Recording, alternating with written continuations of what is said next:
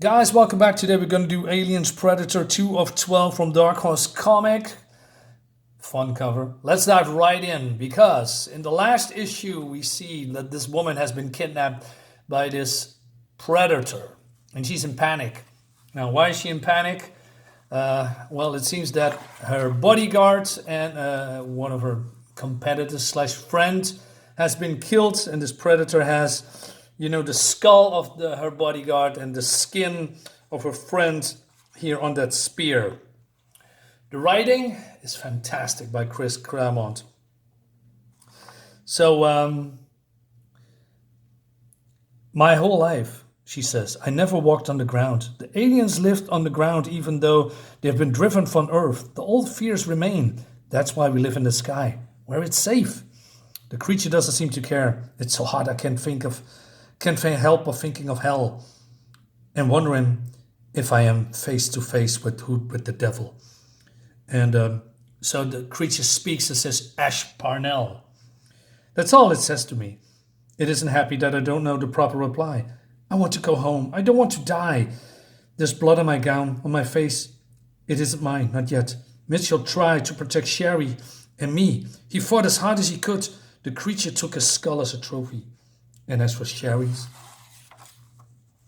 and then she started to cry, and because of grief and fear, it skinned her, and I know I'm next. It doesn't like the noise. I lose control of my body. I'm so afraid. All I can think of are the knife and the blood. I say anything that comes to mind, make every promise imaginable. I might as well be talking to a stone, and its laser swings out from its shoulder's housing. I can't take a decent breath. Sure, each gasp will be my last, as that awful light plays over Mitchell's skull and then my own. Comparing size or shape? My heart's going so fast, I'm sure it'll explode. I want to be brave, but I can't help sobbing, begging. I don't want to die. I don't want to die. Merciful God, hear me a prayer. I don't want to die. To my amazement, my shame, my unbounded joy, my terror, I get my wish. Damn, that is so good. That is so good. Meanwhile, in the air, at the Skyliner Liberté, we have these guys has been interrogating by this woman. And that's also on the behalf of Willem Delacroix. Willem Delacroix, this woman here that with the dark hair, was his prize, his concubine. Well, not his, but his father's, right? And the one that's been skinned, that was his wife, I guess, right? But they are being programmed. They are basically, I'm not sure if they are clones, but more like genetically engineered women, right? For pleasure and other things, right? And she says that, well, the woman is gone, and he says, well, it wasn't us, right? Your involvement and the consequences thereof remain to be determined. She says, in addition, Caryn Delacroix, that's her, wife of the chief executive, Lucien Delacroix, has disappeared. We believe she may have been abducted by whoever committed these murders. And there's some video, and then we see a recap what happened in the last issue, right? What happened to this bodyguard, what happened to probably the other woman, right? And this woman wants to have answers and their involvement in it. And she says, hey, we are just here, basically they're saying that they are here on the vacation here and that they haven't been involved, although they've been there on the scene, so they have seen something, right? And this guy says, well, surely, why hasn't the alarm been sounded, right? So this guy comes in, actually, we had a major system crash in the primary security mainframe. And there's also backups. Yeah, they were down too, right? Coincidence? Yeah, right. Sure. Tell me another. What do you figure, Tommy? We walk ourselves into the middle of a corporate ruckus? How about it, Chief? You got a rival with a grudge? I'll ask the questions here, mister. You follow the intruder from the fringe of a system. Perhaps you would know where it came from as well, and where it's taken Madame Delacroix. So Willem comes here and says, Madame Delacroix is my mother, Gisande, my father's true wife. Caryn is merely his trophy. My apologies, Willem. I meant no disrespect. And so the other ones are still being, interrogated, but they are not very cooperative. So they says, "Hey, you cooperate, or you're gonna been thrown in the brick, or even worse, you're getting tortured, etc." But then Lucien Delacroix comes in, and he has something to say because he's now in person. He cares deeply for Caryn, and he wants to know what's going on, right? And he says, "I do not want to wait. I'm sure you understand and forgive an old man's impatience and concern, since the life of someone I deeply care for is at stake. Willem, I was so sorry to hear of Sherry. I know how much she meant to you. Thank you, Father," he says. "We'll find him, Caryn. Lucien, I give you my solemn oath, and return her to you safe and sound." And he says, "I want to talk with these people in private." So, and then this woman and his son is objecting him against that, but he's pretty adamant. So they are going away. And so Lucien is saying to these guys, "I took the liberty of having a toy execute a full spectrum reference scan of the pair of you." Who is Toy? Some might call him a what? Actually, but we known each other and worked together for so long, I come to think of him as a person of his own right. Toy is a special and altogether unique computer system. So Toy comes to life, and it says, "Salutations, Mary Shiro, Colonel Demedici, probably. Forgive me the delay, Delusion. The data were encrypted under the restricted access file in the Defense Force's main reference cache." So it seems that the computer Toy knows who these people are. Now, who are they? They are Tomoshiro and Maria Demedici, a strike force ranger specializing in long-range commando operations. As ultimate hazard personnel, they are banned by law from boarding any corporate skyliner. Your current presence on Earth is unauthorized. All right, so they're basically in deep trouble. So basically he says, "You would be cashiered in disgrace and banished on irrevocable quarantine to some remote fringe world." So basically he's saying, cooperate, work for me, or else. So they don't have any say in the matter. Meanwhile, on Earth, this Caryn is still scared, and there's a violet because the predator is hunting, and then she says, "I don't know how long I stare at the obscene banner before I finally realize I'm all alone. I assume the creature's gone hunting. If so, I quickly discover, not for the first time, the clothes are military, better suited to climate and environment than what remains of my gown. The shirt's torn, soaked with fresh blood. I wonder how hard I'll have to search to find that poor soul's skull and skin." Like I said, the writing is really good. It's getting better. "Perhaps it believes me so scared I'll sit and wait for my own execution." But since she is not entirely human, well, she is human, but more, like I said, pre-programmed, right? There's also other things that she knows, but she doesn't know why it's in her head, right? She has assuming some things, but cannot really figure it out. So she does this.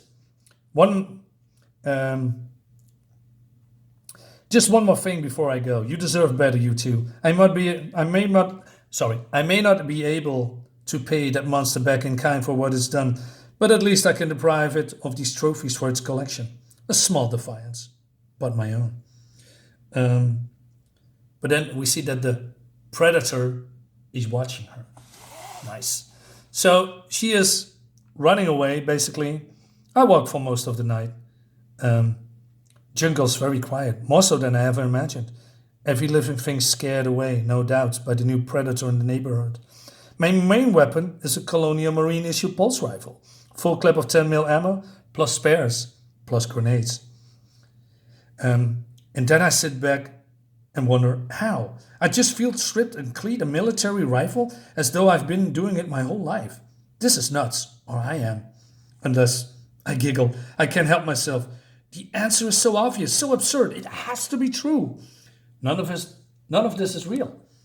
Um, a virtual reality scenario, complete with temporary knowledge implants, something Lucian had toy whip up, and I'll bet to take my mind off my troubles. I should be angry, but I'm too relieved to discover this is only a game. Now I can enjoy myself. Well, I'm not sure if it's a game, but in her head, it is. That's the beauty of virtual. Go anywhere, do anything Toy's imagination can conceive, and never have to worry about the outcome. Win or lose, you never get hurt. Stupid, stupid, stupid. Should have been paying attention. Forgot the damn scenario. Creature found me, somehow cut my line. I grab another. Let the momentum of my fall stop me spinning, and pull the trigger. I'm not aiming, just firing in circle, to force the hunter to duck its head and keep it down.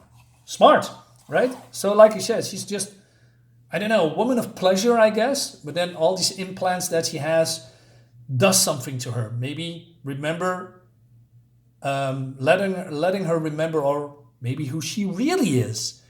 I'm not sure if Caryn is now the real person, as she is now, or maybe it's just someone else. Maybe another personality is dominating. I don't know. The gun's very impressive. 200 rounds gone in a matter of seconds. Pity I didn't hit anything but jungle. But then I assumed Toy didn't want to make this scenario too easy for me. So again, she is running away, and she's not accustomed to, running on land, because, this whole terrain is unfamiliar with her body, right? Since she is only living in a sky ship, on the Liberté, she's living there for her whole life. So this is new to her, right? And then she sees a shimmer where there should be stillness, like heat hazing, rippling the air. My own body reacts of its own accord. Grenades this time, a rapid-fire spray. If it's using the trees, let's see what happens when I knock them down. Great concept, not so great execution. As one trunk topples another in a cascading chain reaction that heads right for me. So she is running away again, falling, but then falling in this lake, pond maybe. But then there is jellyfish that stings her, and she's been weakened. So she's swimming to, more like the shore, and she cannot move, and she's too tired and all that stuff. And the predator comes, but the predator stands there, but doesn't see anything, right? And we see this through his visor, I guess, his helmet. And she says, why is it still looking? I'm in plain sight. It's going away. Is it playing with me, drawing this out for fun? Perhaps, but that doesn't feel right. Blind then. It saw me well enough in the dark and followed by my trail pretty darn easy. Assume it can see, but maybe not the way we do. If the creatures track heat emanations, my body's grown so cold lying here, it must be fairly indistinguishable from the background rocks. Assume that's true. Where do I go from here? So she decides to climb, right? But then she cannot go any further, and she's now stuck below and up. And then she hears something. Ash, a woman's voice. Ash Purnell, from above. And archingly familiar as the face reflected in the water before me. This other face that haunts my nightmares. So I assume this is Ash Purnell, right? And then maybe her memories is implanted in this woman. Again, I'm just guessing. I'm not entirely sure, right? And then she wants to answer Ash Purnell's, because someone is calling to her. But then, before I can speak, the voice changes. Another woman, Sherry, calling the same name. And I very carefully sneak a peek. And I hear Dr. Johannes. It's a mimic, as well as a chameleon. Is it anything that horror can do? So she is now pondering to do what to do. However it speaks, it thinks like a hunter. I knew it when it in the pool, and when it couldn't find me anywhere else, I determined the only logical alternative. Can go up, can go down. I'll be a clear target either way. But then she sees some kind of an opening in the moonlight, right? And she says, I see the moonlight inside. If that means an opening to the surface, I might be able to catch that ugly bastard from behind. And then we'll see which of us is the real predator, right? But then she is going somewhere else and she's seeing an alien nest. And presumably all the aliens should be dead now on Earth. But that's, of course, not entirely true. And she sees a guy that's still alive, speaks Spanish. Somehow she can understand him and she's going to save him. And his name is Antonio, right? And so they're going outside of the cave because she figuring out that the aliens are, and she has knowledge about the aliens, that they are stalkers of the night, right? And they can clearly get out of the cave before, those predators come back too. But then she's been found by the real predator. Fancy meeting you here, she says. And but then she says, oh my God. And then, oh no, aliens have come here, founding them. As far as I can remember, the aliens have been the ultimate boogeyman, as ferocious in behavior as they are hideous in appearance. They are born killing machines, as superbly outfitted by nature for their task as sharks, and just as elemental, just as unknowable. If they have sentience, it's of a kind we'll never comprehend. So yeah, it's going to be a fight, right? And fast as they are, though my predator is faster, and impossible as it seems, even more deadly. I like that. I like that the predator is basically the ultimate predator, for the aliens. It's really cool. The predator fights like a creature possessed, using his weapon with lethal abandon and a skill that has been to be seen to believe. And but then also aliens comes and she shoots them. Short controlled bursts at the limbs, first to immobilize them, chest or skull to finish them off. Remembering always to take care not to get splashed by the acid blood. And she says then suddenly, Big Mama? And Big Mama, as in her head. Why she said that? Right? There is concert in my voice, almost as for my trusted friend. But, the alien can, the predator can, fend for himself. So Antonio says, hey, you have a clear shot. Why don't you kill it? Thunderstruck, I have no idea. The thought never entered my mind. But then they are running away, because, reasons. And then Caryn, look out, the monster. So the predator slaps her away and then basically kills Antonio. And just in time, because the embryo of the alien comes out, kills it, right?